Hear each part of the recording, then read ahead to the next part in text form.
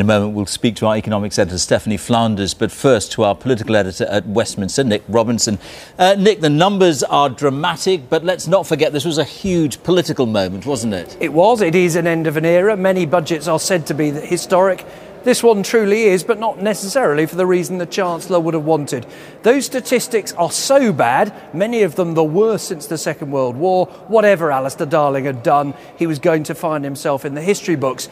He has added to that, though, by breaking that Labour manifesto promise not to put up the top rate of tax, by proclaiming that he does want the rich to pay more. That makes it a politically significant moment. Now, for years, his predecessor as Chancellor, Gordon Brown, was accused of raising taxes by stealth. Today was just as much about spending cuts by stealth, because we also saw the biggest squeeze on public spending, although the Chancellor didn't spell out exactly how it would affect any of us. In truth, it is that will shape politics, not just this year, but for many, many years to come, as politicians have to live with a period of austerity where they don't argue about how to spend all that money the economy is making.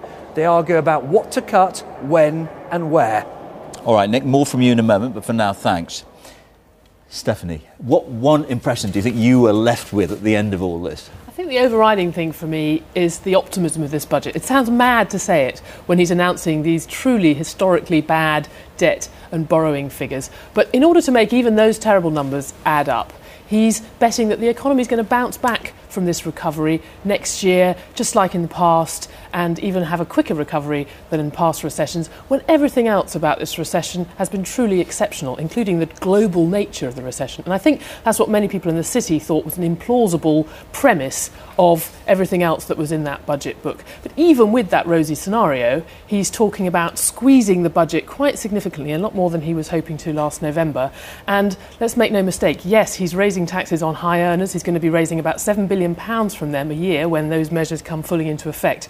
But the bulk of this squeeze, as Nick suggested, is coming through cuts in public investment, which the Labour government never really wanted to do, and squeezes in public spending, which, given the increase in spending that they can't avoid because of the rising debt and unemployment benefit and things like that, is inevitably going to mean real terms cuts for things that voters care about. All right, Stephanie, thank you. Well, the Chancellor attempted to kick-start the ailing motor industry by announcing his car scrappage scheme. £2,000 will be available for anyone who